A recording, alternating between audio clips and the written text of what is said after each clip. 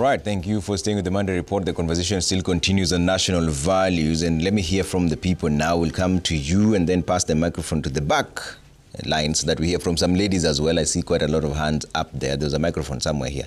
Yes. Thank you so much, Trevor. My name is Kefo Kari, Secretary General, Multimedia University. For me, I think as a country, we are very much lost. First of all, I'll begin with our own leaders, because leadership is all about influence. What are you giving back to the society? Or rather, what are you giving back to your constituents? So even as a country, our own leaders are not even following the Chapter 10 of our Constitution. Because when somebody is in a position where you are preaching tribalism to your people, what do you expect to happen? People will go the same tribal route because it's all about influence. Even as a parent, whatever you give back as a parent at home to your kid will follow it 90% of it because he believes you're right. The same for us, we believe our leaders are very right, which whatever they do, we love to follow. So first of all, when we talk about unity, let it begin from our own leaders, that they should erase tribalism and preach something which everybody wants to hear. And number two, again, intergenerational conflicts bring about disunity. Because we as the young generation, we believe we are grown-ups. And the millennials, they don't believe that we are grown-ups. Now the problem starts from there. That you find a parent sees you as a kid and you see yourself as an adult. You cannot operate the same. Okay. You'll have to differ in terms of thinking and everything. So we should be united from the generational one, and number two, from our own leaders. Okay. And again, we as people in Kenya, transparency begins with me as an individual. As an individual, I should be transparent. The people around me should be transparent. And even the institution where I go, they should be transparent. You can look at, let's talk about the CBC or the education system. You'll find teachers are not transparent enough to tell somebody in class that it's not necessarily for you to be the top student for you to succeed in life. You see, that's where transparency begins. If teachers could be transparent in that they can tell someone it's all about what you put, the efforts you put in life that can make you succeed, then I believe we can go well as a nation. Right. Thank you, Kefa. Let me hear from some two ladies at least, or even three. Pass the microphone to the ladies, Tafadhali. There's one lady there in blue, and kindly pass the microphone. There's a lady right there next to you. Let's pass the microphone to the ladies first. We're talking about values, equality here, and transparency. Yes, and inclusivity. Yes, madam. Thank you, Trevor. Yeah. And my name is Olga Odiwor. This matter is so important to us as Kenyans. And I just want a reaction, a positive reaction from my colleague from Multimedia. You say that I am a teacher by profession, and we always, as Gen Zs, we tell them transparent what role they have in the class. Yeah, and there, as we are in the class, we don't call students that they are weak. No, we are being taught to always show them love. Even if we punish them, which is not corporal punish them, we punish them with a lot of love. Because after that, you go to your class and tell them, we love you so much. Okay. And just a minute, I want to show a question to my dear teacher from KICD. We say thank you so much because you have included life skill in the CBE. And through that, we are teaching the learners the way to go. And as City said, as I always tell my learners, that wrong is wrong, even if everyone is doing it. So we should only stick to the right things to do, like the right values that we teach them in school. And also to my provost, I'm an Anglican from St. Stephen's Cathedral.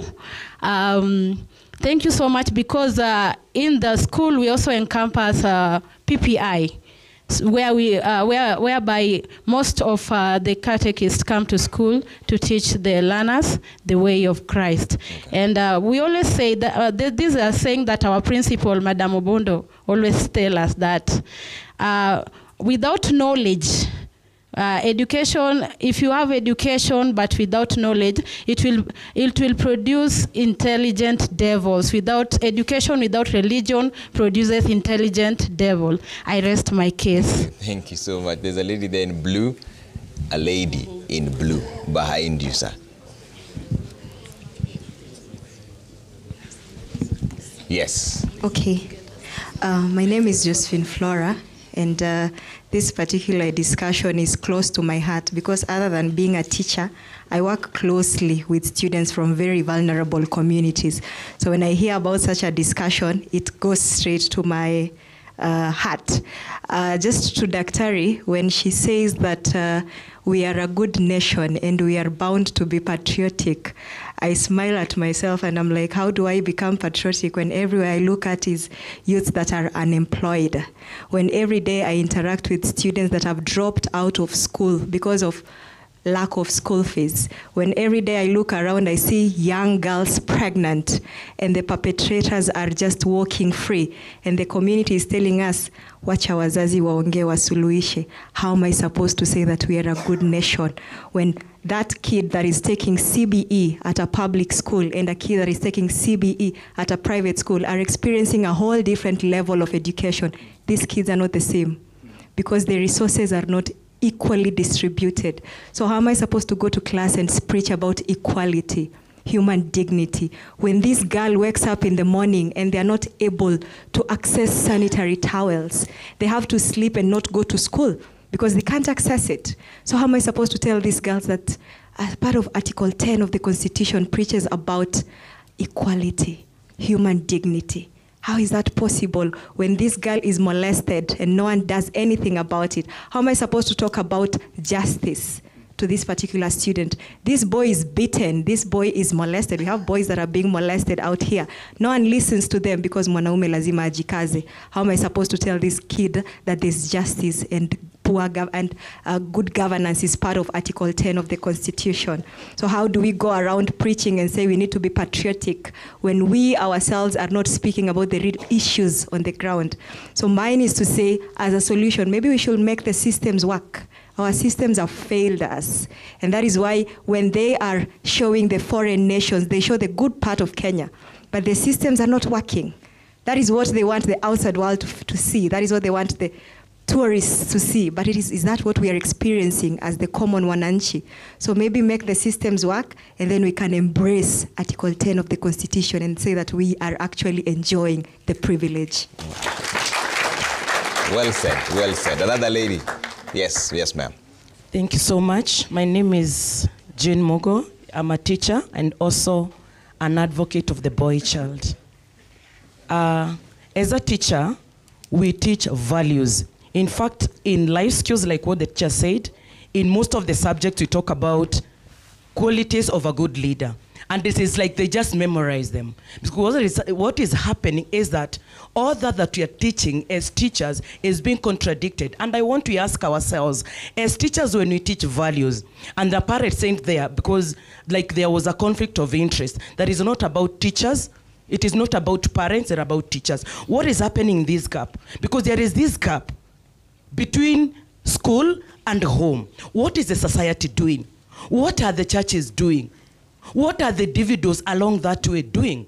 So sometimes we teach them these values of a good leader, they memorize them, but as they grow, as they become mature to become leaders, they don't even practice them. They don't understand them. And that is why we need to make them understand them even better. And I want to echo what that lady has said.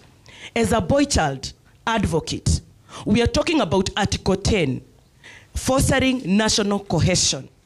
Honestly, when you are not joining hands to support the boy child as well, are our girls safe? So, and I'm happy Dr. Ngina is there. So kindly, when you're talking of GBV, the notion that the world has, that GBV, men are the perpetrators and all women are victims, that men can never be victims. So we are handling it from emotional perspectives as opposed to coming together and reason together. As per the Article 10, what can we do as a nation? What can we do as a world for us to avoid that. You see, it is not changing anything. Every week, we are not failing to hear cases of GBV. So we need to ask yourself, what is this that you're not doing right? Are we giving a lot of preference to one gender, forgetting the other one? And they feel left out. And so the moment they feel left out, of course they have to seek solace somewhere.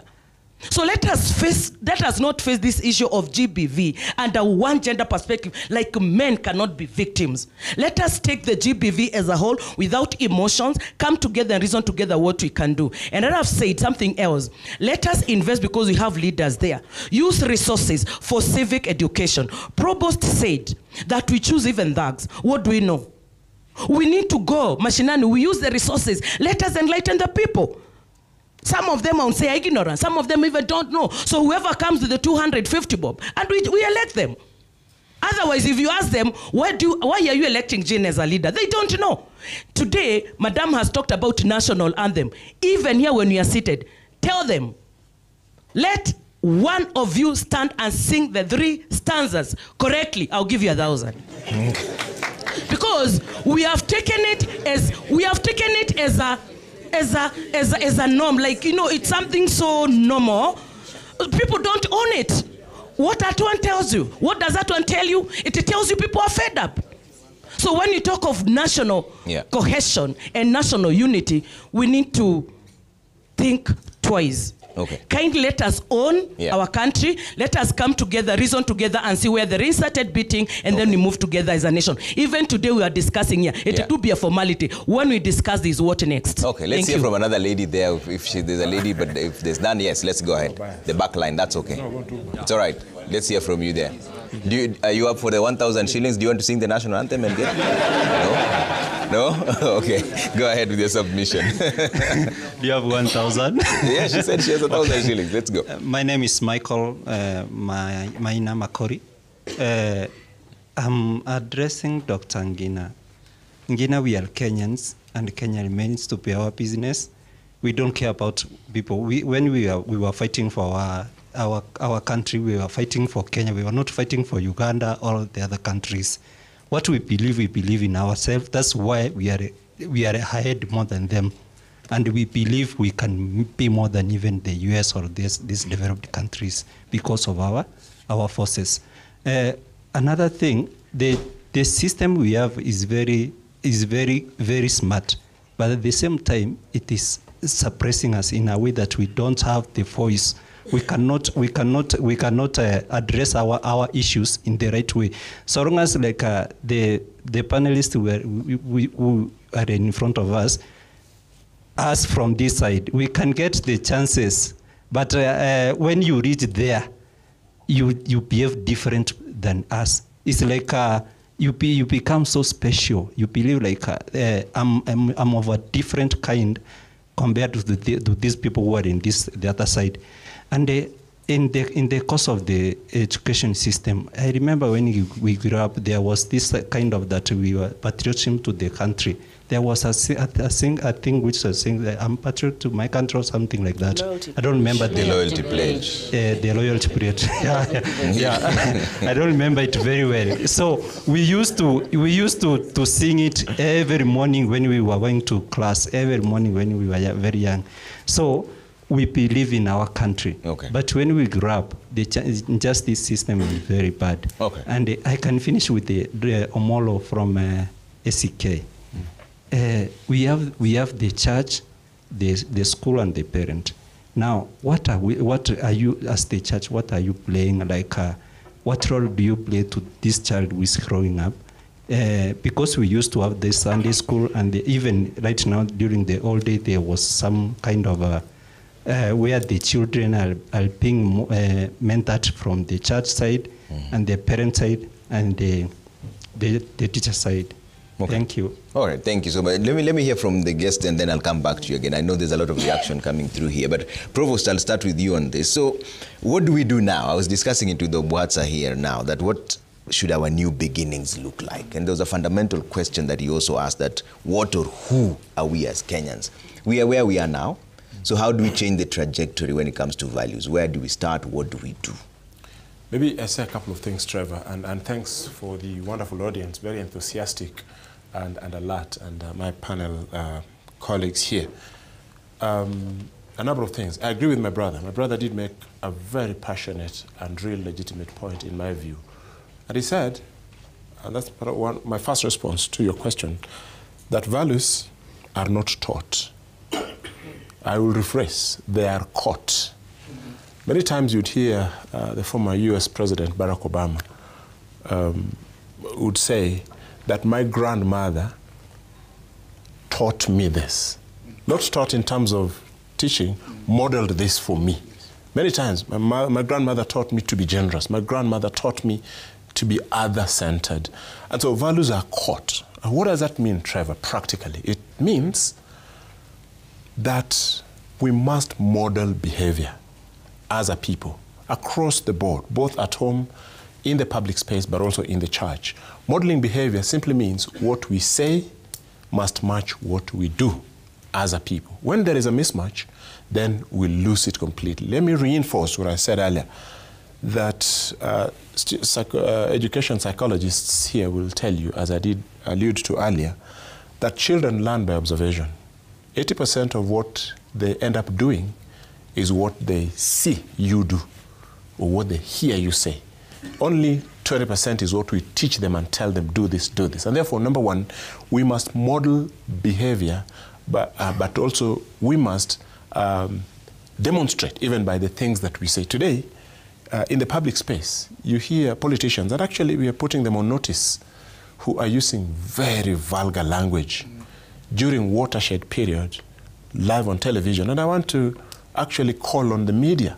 Please mute those people who use vulgar language. Some even speak mother tongue. And you hear those languages. It's completely unacceptable. What are our children being taught? But also behavior. When they see people fighting in public, that's what they pick in psychology. Educationists here will tell you. When they see people stealing and justifying that, that is what they will end up doing. And therefore, what we need to do as a nation is, number one, to model good behavior. And that good behavior can only be modeled when we as a people, and I agree with Dr. Ngina, we as a people take it upon ourselves to begin to demonstrate that I, as Evans, I can be different. Today I lead All Saints Cathedral by God's grace. And what has been mentioned here, today we have advertised about 6 positions. My Messenger, Facebook, and my WhatsApp is filled with people saying, Bwana nisukumie, oh nisukumie hii role, nisukumie hii role, uyu nani CVs flying from everywhere. Do you know what I tell them? That the HR department is handling that. Those who meritocracy will be shortlisted, will go through the due process, and I choose not to influence anything. And I remember NTIC did mention a while back that inequality is in this country is evidenced practically by the fact that most of the employees come from the tribes of those who lead those organizations. I will tell you today at All Saints Cathedral, you will not find majority coming from my community because we practice meritocracy and we want to model that behavior. I want to ask those in the public space to model good behavior both at home, in the public space, and also in the church. Lastly, and she did mention something. I really think that it is a fallacy for us to keep saying that we are 80% Christian, yet the fundamentals of the Christian faith are not being evidenced in how we behave and how we do things. And I'd really want to submit. One of the challenges we've had in the religious space is many of us as Kenyans getting so familiar with God and getting so used to a religion that we are not scared to uphold the fundamentals that God requires of us. And that is why you'll be called a John or you'll be called a Deborah, but blatantly going against what the biblical fundamentals do teach us. I want to encourage those who practice faith like myself to uphold the principles of the Christian faith, not to be used to God. You know, Mungu sio brother yako, Mungu sio sister yako. God remains God. And when God says we treat each other well, that we share opportunities equally, we do not lie, we do not steal, really we should uphold that. Because if we don't, then as a people we are headed the wrong direction, and it's going to be terrible for us. Right. Sheila, what do we do now? where do we start, our new beginnings? Yeah, just echoing what Provost has said, is about modeling and showing. I am also in that school of thought that you don't list values and expect Kenyans to pick them up. When they look at the top leadership and the decisions that are made, even in terms of distribution of the national cake, there's no sense of values, there's no transparency, there's no accountability, there's no integrity in how we make public decisions, how we use public money. So it has to be shown to people, it has to be demonstrated. We have to live it. And that definitely needs a reconstruction of our social and even and the moral fabric. You know, where is our moral, compass? And it's, for me, it has to start also from the leadership. When you look at the public sphere, who are we getting into public office? When we got this new constitution 15 years ago, and the people who framed this constitution, and that's why you see a different kind of constitution. It's supposed to be value-based. It is value-based, not supposed to be. It's supposed to be because we are not implementing it, even 15 years later. That's why I still call it new, 15 years later, because we have not even gotten to implementing it 30%. And largely because we have ignored the values that guided the drafting of that constitution, from Article 10 to Article 232 to Chapter 6. We even have a whole chapter on leadership and integrity, which set a different ethical framework for what was supposed to be who sits in public office. There are certain values and principles that are supposed to abide by, but we don't see that. We threw all that out. As I think it was Provost who said that instead you will see that someone who has a scandal is more likely to be elected than someone who is demonstrates the good values, because the person who demonstrates good values is of no use to the people in power, because that person will not be used, to make shoddy decisions and ensure that, money goes to a different direction instead of going to the Kenyan citizens. So we have totally abandoned, the morals, the ethos that guided the construction of this constitution, and we have to go back to that. Yeah, but coupled with that is that whole question of leadership. Who are we putting in public office? Tomorrow we're having the International Anti-Corruption Day. The theme is uniting youth against corruption, shaping tomorrow's integrity. Shaping tomorrow's integrity, exactly what we're speaking about now.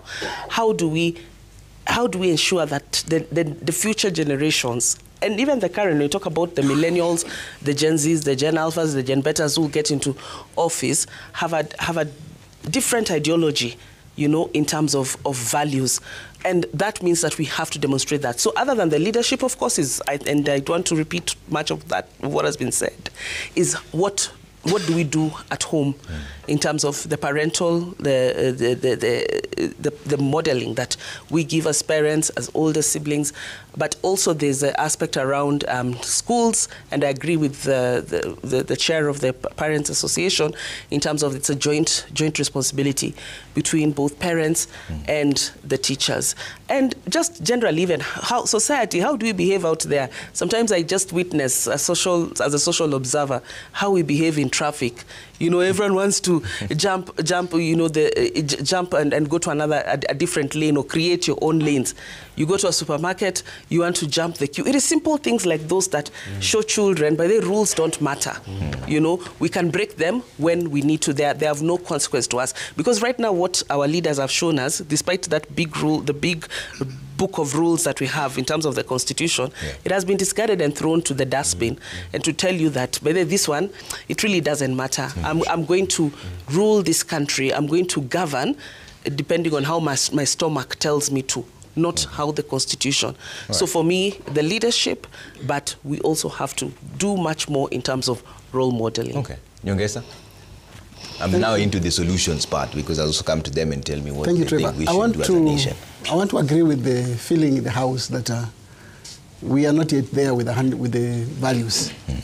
And while we are not yet there, we have made some progress. We gave our values in 2010, and the context in which we gave ourselves, the Constitution says we, the people of Kenya, give ourselves this Constitution, and it contains national values.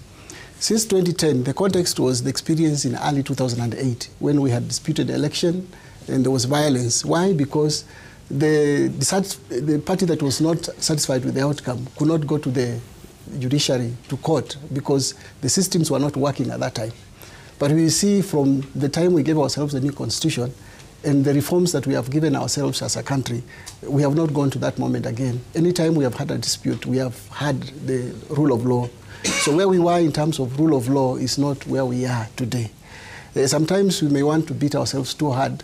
It's like wanting a baby to run before they can walk.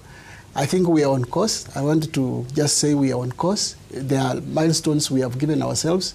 But then the responsibility in terms of going forward rests with us, the people of Kenya. Just like we gave ourselves this constitution, we have the responsibility to implement it in full. I want to refer to a moment in 2008 when there was a change over from the Moi government to the coalition government. At that time, the Kenyans were alert, and any time any police officer, any officer of government violated, the citizens could effect an arrest. Contrary to what we see today, perhaps something happened along the way. But I see a moment where citizens are aware of the values and citizens can effect these values. Coming from the point of putting the right people in place, the yardstick, the benchmark on what do we use to elect our leaders. Most of the time we are convinced by handouts. Politicians amass money by all manner in form of corruption and then come and bribe voters, and they get their way through. When citizens reach a point where they will not be influenced to make a decision such as a moment of electing a leader on the basis of handouts, I think we'll be making that kind of progress. Okay. I also want to see a case like we have talked about going forward. Parents, we have a policy on national values, and this policy has identified values, drivers, and carriers. The family is one critical institution of driving this values agenda. We do hope that when we have a strategy of recruiting change makers and people who can drive these values, parents are critical. And that's why at the Directorate we are working very closely to bring parents to play their role. And they will only do that very effectively when we have enabled their capacity. They are able to articulate, to live the issues we have pointed out. Their lives become an example so that the children can emulate from that. And because families are where children are socialized, the basic unit of society, if we can begin to change from the family level, then we are on course to change our society. Okay. Ngina, there was a question that was posed to you by Jane, I believe, talking about the new shift into what GBV really means and whether you're also involving the boy child to it, as you give us your solution. Thanks. I think there are many solutions to the problems we are facing as a country. And as we said, we are facing this together. And I'll just give a few examples, Trevor, why I think it is the people who must change. For example, during Christmas, which is a few weeks from now, we shall see a lot of traffic because people will decide to overlap and they will not allow any other person to pass. Do you need government to change how people think about that or how people behave on the road? You don't need government. You need the people to know this is wrong and we are choosing to do the right thing. Or people cutting the queue when you go to a hospital and maybe you have you're not wearing a suit like I'm wearing and someone just come in, well-dressed and passes you and maybe you are more in dire need than that person. So some of these things, and why I speak this is because I've done a lot of research on matters of respect, self-awareness, problem-solving, collaboration. Before I joined the National Gender and Equality Commission, I was working more to think about the values in the curriculum. So I'm speaking this through research and what we were able to appreciate. But some of the things that we must appreciate is the power of education. Maybe us who are, like for me, with 35-year-olds, might probably not change a lot. But I think my children will do better because of this competence-based education. The fact that we have made a decision as a country to have values taught in school. We have 8 values and Jacqueline can talk more about them than I can. But if you recall, Trevor, and we did CBC Blackboard in this station, we were telling people the value of supporting the CBC then curriculum. We used to call it CBC and not CBE, just the naming, not knowing the curriculum and the system, the difference. And many people say the train has left the station. And it is sad that even now we'll have teachers talk about the train having left the station, yet it is many years past when we started implementing that curriculum. I think as a country, we have a responsibility. I was not trained on CBC, but I would tell you more about it because I put a lot of effort to understand because I am a parent. The most important thing we must do is to teach our children and ourselves contentment. Why you probably would want to join leadership sometimes is because people are not contented with what they have. So how do we put it out there? When I look at life differently, I want good education for my kids and good medical insurance. Because food is food. You know, some of us grew eating traditional meals, and even now, we cannot eat. We were working hard not to eat that traditional meal, and now we go back to the traditional meals. So the most fundamental things as a human being is probably basic education, quality education, and good health insurance for everybody. And someone said that CBE sort of is not working. Sometimes I used to think that children who went through a different system of education were better than I was, until somebody asked me where I was working. Look around. How many people do you have from Turi? And I looked around. There was nobody. But there were people like me and others who had gone through primary education that was public. I went to a public school. I went to a public secondary school. I went to a public uni. And I'm here sitting as the CEO of the National Gender and Equality Commission. We must continue loving this country and appreciating the efforts that people are putting. But of course, not to say that there are no challenges. In terms of gender-based violence, because that is where probably I should put my effort in talking about it, we have seen a lot of intimate partner violence. Like the person who violates you is someone close to you. Is either, if you recall, during COVID, we had many girls becoming pregnant, yet they were at home, isn't it? They were at home with their uncles, neighbors, parents, brothers. So what does that mean? It means the smallest unit, which is a family, must be supported. And I think, I know the government has the positive parenting framework policy, where we are trying to nurture parenting, because it is where you start. It is me who will model that good behavior. Before we model it on TV, it is me at home who will tell my child, you can't watch that, you can't listen to that, you can't do that. That is not what is supposed to be done. And we have now technologically facilitated gender-based violence online, right, left, and center, both men and women. People look at you and they probably don't like how you talk or how you walk or how you do things. And we see a lot of attack, especially for women. Not to say that the person who is supporting men, we have seen also that there are men who have faced gender-based violence. But the data itself, is always good to use data, speaks to more women being violated. Whether you look at KDHS 2022, whether you look at the report that was released last year by the National Police, I think is even this year, whether you look at when I was appointed by the President in the Technical Working Group on Gender-Based Violence, we went round. So there's always, yes, the men have been violated, yes, they are there, but more women. And so it's a call for all of us to protect both men and women. Right. And we must always, as a country, use statistics when we are thinking about interventions. If you look at the data, Trevor, when it says that 15% of our children, KDHS, were pregnant before the age of 20 years, I think by 15 to 19 years, what does it tell you for a country? Those are young mothers who probably were violated. She was saying about the kangaroo. I heard that when she's saying people negotiate at home.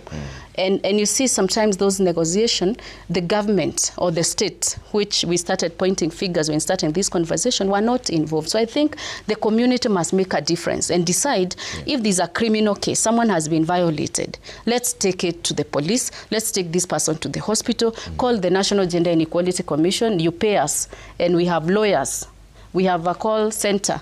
Government has 1149, if you call it right now, you can report any case of gender-based violence. Let's make use of government resources. The last thing, intergenerational conversation. Someone said the millennials like me, we are fighting with the Gen Z, which probably is true, because we need those conversations. If you think about the gender movement or the women movement, for example, and where we are coming we are coming from a place where women were not voting, women were not getting house allowance because their husbands were, women were paid less than their husband, women could not even join the the defense, But now we are at a point where I'm able to sit here and lead a commission. Okay. We have come from far.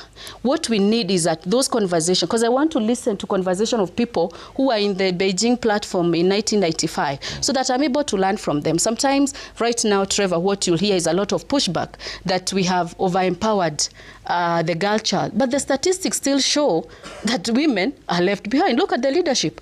How many women do we have in parliament? Who is voting? How many of us have their sisters that could not inherit their parents' land, even when there's a policy that says that if it is an inheritance, I, Purity Ngena, should inherit my parent land. The policy is there. The government has made those provisions. The people themselves, my brothers and others, will say, but you are a woman. So sometimes it's one thing to blame the government, but also let's blame ourselves. So if you have a sister who never inherited your parents' land, just know that you are not upholding the values in the Constitution, because they are very clear. All right, Thank Dr. you. Nyango, before I go to the audience and I have just about 20 minutes, there was also a question from Flora. Flora posed quite a number of questions to you, that how can you speak about equality when there are those who are facing injustice, in summary? Challenging, yes, but we cannot avoid speaking about it. I think from where I sit, that is why we are emphasizing the components in education. And I just want to hinge on the competences that we have decided to pick as the 21st, part of the 21st century skills that should be able to propel us. Communication and collaboration is very critical. And a lot of issues that we have may not be spoken about, and I think we have all indicated that. So we are trying to nurture this child who will be confident enough to engage, so that in case such things happen or bad things happen to them, they are able to speak. We are also looking at a group of children that need to understand themselves. There is one of the competences we call self-efficacy. Self-efficacy is really about understanding yourself, accepting yourself, and knowing how to move forward. And that is what we want to start them at a very young age. You'll agree with me that young children are very bold, right? They'll be very honest with you. They will tell you exactly what they feel, but at some point, we are the same ones who kill it. So that when the child is going to say something, you tell them, usiseme hiyo mbele ya watu. And we start breaking that. So when we talk about the injustices, we talk about the inequalities, when will these children be taught what this is about and what they can do about it? So it's very important for us. And that is why, because I was going to speak to what you're saying, what are our new beginnings? For us, the new beginning is the competency-based education. Because we are saying, look at this child. Let's stop thinking about ourselves and what we went through. I mean, our time is gone, right? Let's nurture this child within the context of what we are living. And the context is all these things we are talking about. And if you look at the curriculum, it actually has all these issues. Any issue that is not particularly a subject issue, we refer to them as pertinent and contemporary issues. Before, we called them cross-cutting issues. But the reason why we are calling them pertinent is because some of them are so persistent, we have not reached the levels that we want to reach, but at the same time, you have emerging issues. And this is what we are saying, we need to be conscious as ourselves so that we are able to help these children. When we are bringing in the program on value-based education, it's not just for the sake of shouting about the Constitution. We are saying education will carry that light that we are looking for. And if we are able to handle it, all of us, because we are saying it's value-based education through a whole school approach. For that whole school approach to be achieved, no parent will be left behind. Lazima utawajibika with regards to your child. And I know parents have complained. It's not just about homework. Now they are going to start asking you about what you're doing right and what you're doing wrong. So you'll have to be able to model this. Teachers the same. Within the school system, we are saying we don't just have teachers. We always point fingers at teachers alone. But remember, we have support staff, right? We also have the community. The community will be those people around the school, whether it's boarding or day, because our children come from community into a school. And so this whole school approach is supposed to wake us up. And I'm glad that we are talking about these things, so that when we are asked to nurture the 8 values in our children, we shall be the first example. And if we are that example, then we are home and dry. All right. I only have about 15 minutes. I want to give you 10 minutes, all of you. So I'll time each and every one of you just a minute each. And I'd like to hear from these 2 gentlemen so that we hear this religious perspective of it. I'm making assumptions here. The 2 gentlemen, the guy in the suit and then him. Yeah, let's start with them. Yes, yourself and him. Very briefly, sir. Thank you so much. I'm Mohammed Saeed. I've been waiting for so long to speak. This is your chance now, Saeed. So I think this conversation is very important. That's why we are all here. The first thing to start with, do we really have a shared understanding or a settled understanding of what constitutes these national values? Like, do we have a shared understanding of what our identity is as a people? Do we have a shared understanding of what the morals and the social values, the national values we talk about? I think in my opinion, it is not there. We don't really agree on these things. And how do we inculcate them? That's why we continue talking about inculcating that culture of integrity, that culture of having an accountable system. I think we have failed in this. That's why we're even talking about them. Our Constitution under Article 10 has given us a broad strokes of where to start from. It has not specifically told us on how to implement and how to go about this, but it has tacitly given us a perspective on where to start from. And most of us as Kenyans really have a challenge in processing issues. Because most of the time you hear is people talking about the government not doing this, the government not doing that, the government not doing this. What are we doing as a people ourselves? Are we really doing what the government is failing to do? Because when you talk about integrity, when you talk about a culture of integrity, it both binds the government, the state, and also the people, which is as our citizens. What does it tell you? In the national values, it tells you that these national values bind both of us. Horizontally, it binds me. It tells me I need to pay attention to my utterances, to my actions vis-a-vis this gentleman next to me, vis-a-vis you. The government also has a vertical relationship here. The government has to pay attention to the expanded space, the expanded rights that the citizens have with regards to not trying to respond to them like when the citizens are actually dissenting to some projects, to some policies. The citizens have really a right to do that. So the government has to be constrained in the way it responds to that. That's why we talk about the Gen Z thing. They had the right to go to the streets to dissent, but they never had that right of destroying properties, of trying to actually enrage the police. So how can we create a balance in this conversation? All right, thank you so much. Yes, sir. Right in front. I'll come to you, sir. No. Thank you. Yeah. Trevor, my name is Harun Murithi. I just want to contribute this good and very positive. And I say, as a country, we have a new curriculum of CBC, currently CBE. And also, I think we are all learning, whether in CBE, whether in a country, because when you go to, there is no one who is going to tell us that you are an expert in CBE. There is none. Initially, there was a time when we as millennials, when we were in school,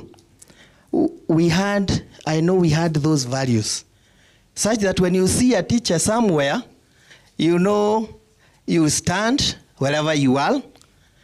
That was on respect.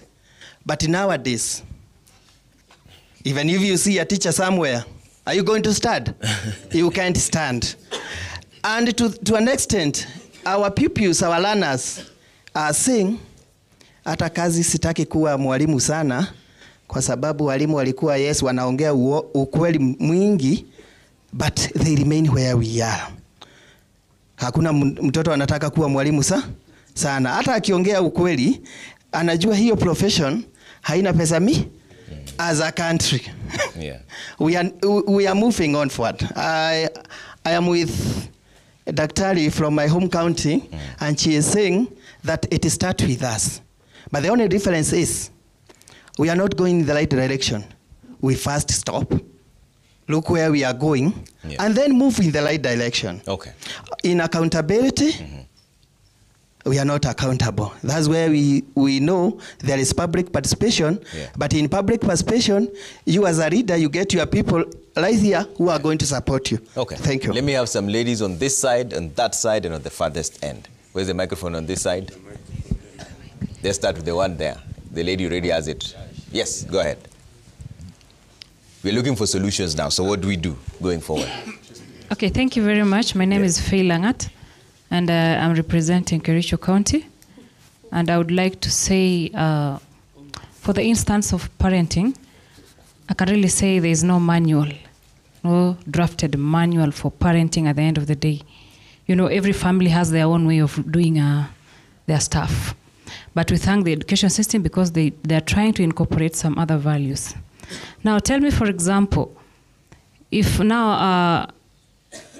it is now someone's father that is being impeached publicly, and the child is seeing, that child will sing that the father is right?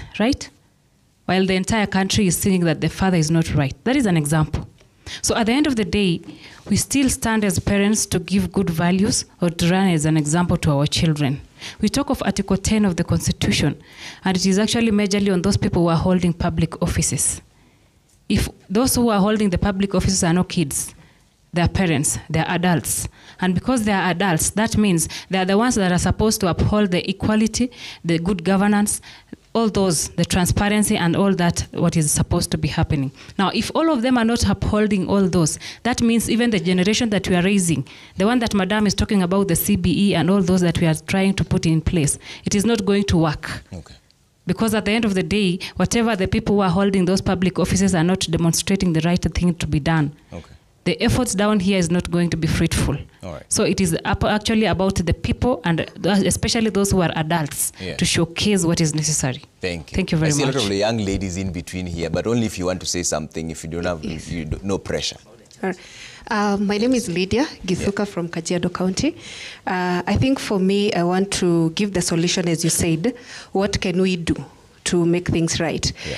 I think I want to pose this challenge to you as the media houses, that it's time we start celebrating those who are upholding integrity, those who are upholding patriotism in whatever small way they are doing. Let's start celebrating them. Because I think, like Reverend said, we are giving too much airtime to the people who are showing us the other side of who we are as Kenyans, failing to give the airtime, because we have them. We are where we are today because there's somebody doing something right at the grassroots level and at the top level, like the doctor is saying. So let's start appreciating those who are doing good and stop giving time to those who are not doing right or representing us as Kenyans. Thank you. This side and that side as we finish. Is the microphone on this side?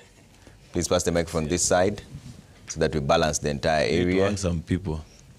Say what? Jumbo. Trevor. Microphone on the other side, but just hold on. Let's start from this side. Yes. Yes, sir. Bwana asifiwe. God is good and all the time. Mimi naitwa XBusy, natoka Umoja na represent Umoja Talanta. Mimi ni msanii.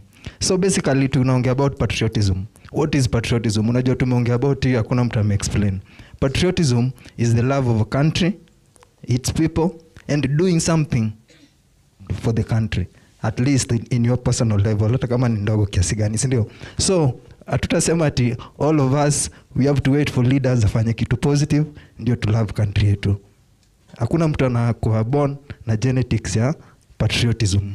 Patriotism is things in tuna learn, ule tuna grow. So we as a country, wase wa media, wase wa communities, leaders wenye wako kwa power, you need to do something kuencourage, at least kupatiana platforms. For example, nitawapea tu example ya ule jamaa alikuwa pale Jogoo, alikuwa na cross watoi. Mnakumbuka watoi akitoka shule, anawasimama, anawastop na kitu. Hakuwa analipwa, alikuwa na do from his heart, ndio? So if sisi wote tunaweza anza kudo something of that sort, tuanze kudo something yenye tuna encourage na inaweza kuwa much better rather than kungoja kwa ati leader afanye kitu ndio tulabio, tutakuwa tunaka kama maho, yani nikitumia jina mbaya. Unaona, for example ati tunataka tupewe do ndio tulove, tusiku hivyo. Asante. Now that we're going to dreadlocks, just a solution sana. Nimeshukuru sana. Then we move the microphone to the other side tafadhali. Yangu nataka kuchukua kauli kuzungumzia swala ni lipi. Wamesema tutafute jawabu.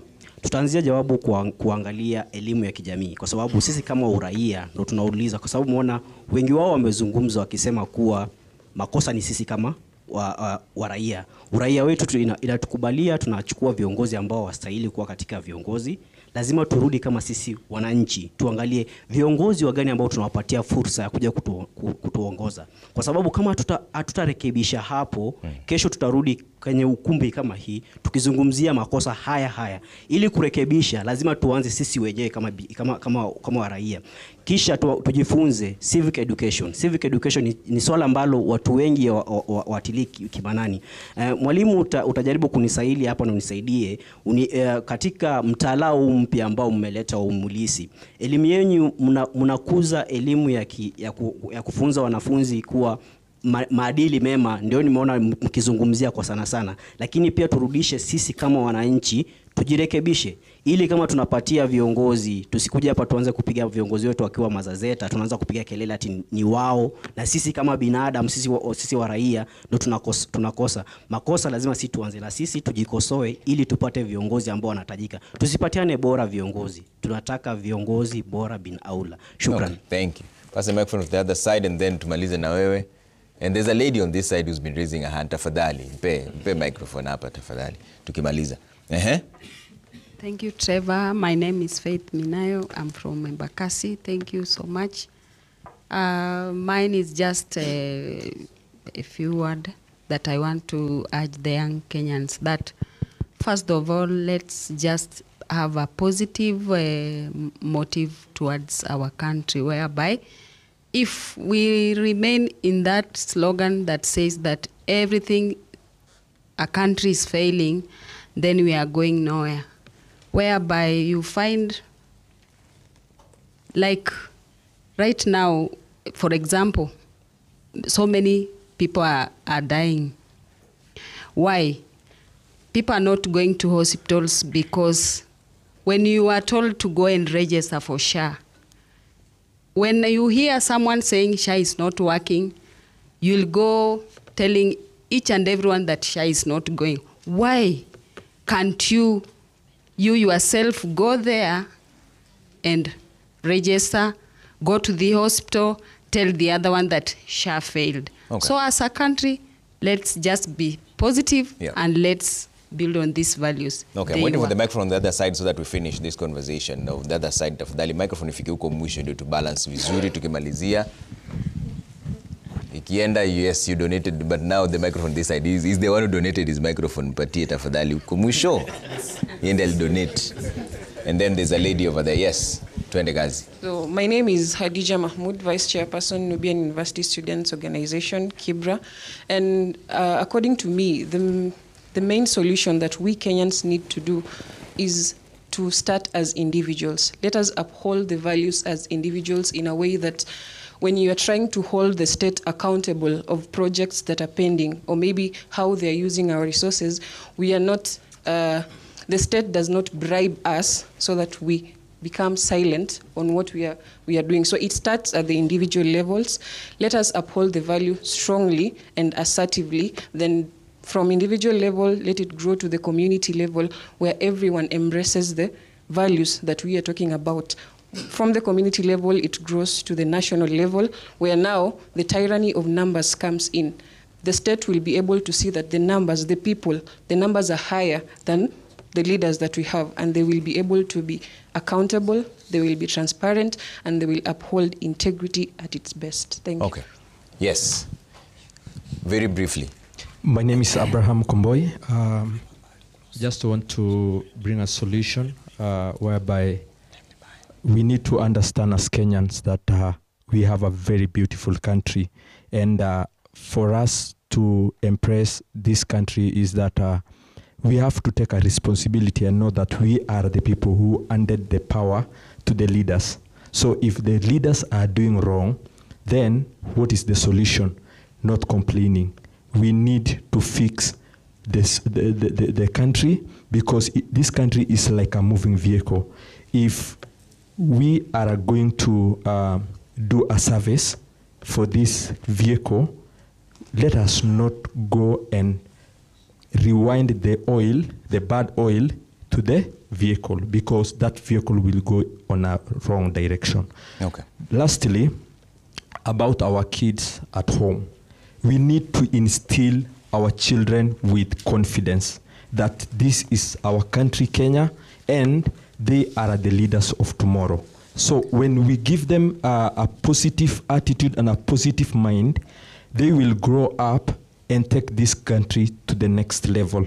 Because if we keep on complaining, they will grow still complaining, and we will go around the same mountain for 40 years without knowing that complaints will never bring a solution. So let us talk to these kids and give them a positive mind that they are the leaders of tomorrow, and they will change this country, and we will have a better country. Thank you, sir.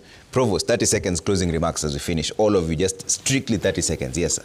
Trevor, faith plays a critical role in transforming societies and communities. You look at Britain, all through its history, all the way to Victorian revival, faith played a critical role. I want to encourage my fellow Kenyans, let us embrace faith. For us, that's what we're practicing at All Saints Cathedral, where we are forming children through biblical principles, biblical teaching, so that once character is transformed, they will transform the spaces where they're in. Okay. Sheila, 30 seconds. I agree. It takes all of us to create the culture that we want to see. So that means the values that get in us, you know, our consciousness, our minds, our actions, will determine the culture that we then see outside in society. But also, we really need to ensure that we put people in office who actually mirror our values. I think that, for me, would be a good starting point. And I just want to state something, because we have said that we always are looking at the wrong things or the bad things and calling out the people who are doing wrong and not celebrating those who are doing right. But I just wanted to say that as Transparency International Kenya, we also celebrate those who are living our national aspirations in terms of the values and our constitutional principles. So every Anti-Corruption Day, we actually have an Integrity Awards ceremony where we honor people who have lived the right values: transparency, accountability, integrity, patriotism, and who are supporting the fight against corruption. Nyongesa, 30 seconds. Where we began, you gave us a report from the Human Rights Commission, an alternative to the national values. And that's an alternative to the annual President's report on measures taken and progress achieved in realizing these national values, according to Article 132. We have also had alternative voices here. And I wanted to say this, that we should not be, when we point fingers, it's like that, the incident in the Bible where men turned up having conducted citizen arrest of a woman who they presented to Jesus and said, we caught her in the very act of adultery. And they said, according to our law, we are supposed to stone this lady to death. And Jesus looked at these guys and said, all right, let the one who has not sinned throw the first stone. And there was none who was found to throw the stone. I want to challenge us that just like we gave ourselves this responsibility, it's good to raise these alternative voices and voices that have come here. I appreciate the platform. And I invite us to look at those reports, both the annual President's report and the Human Rights Commission report, and listen to all the voices that are coming. But we have a responsibility as Kenyans to chart the way forward and to make these values work for us. Agreed. Ngina, 30 seconds. Thank you. The National Gender and Equality Commission will continue advocating for equality and freedom from all forms of discrimination for children, youth, persons with disability, minority and marginalized older members of the society, and women. And we request all of you to be our allies. Speak against gender-based violence. Speak up. Let no woman next to you be discriminated, nor should a man be discriminated, nor should be a young person. We need to sit in the decision-making table, because this country to all of us. So we are looking for allies who believes in equality and inclusion. Thank you. Dr. Nyango? Thank you, Trevor. When we speak about values, it speaks to our beliefs, and those beliefs are the ones that shape our character. And this is what we need to reflect on. The education sector gives us 3 types of curricula. We refer to them as first, the formal, where we are teaching in the classroom. The non-formal, where we have extracurricular activities. You see our children getting into sports, getting into music. It is still a learning curve extension from the classroom. Yeah. But the most powerful is the informal curriculum, where they act as they see society act, away from what they have learned. So let us exemplify this, because we are the adults.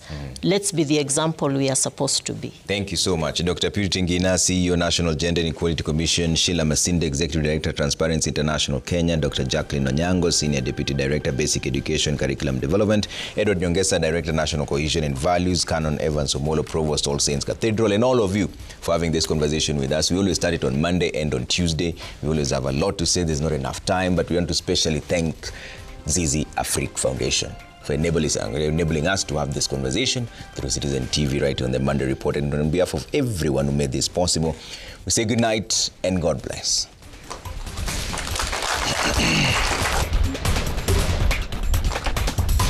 Thank you all very much.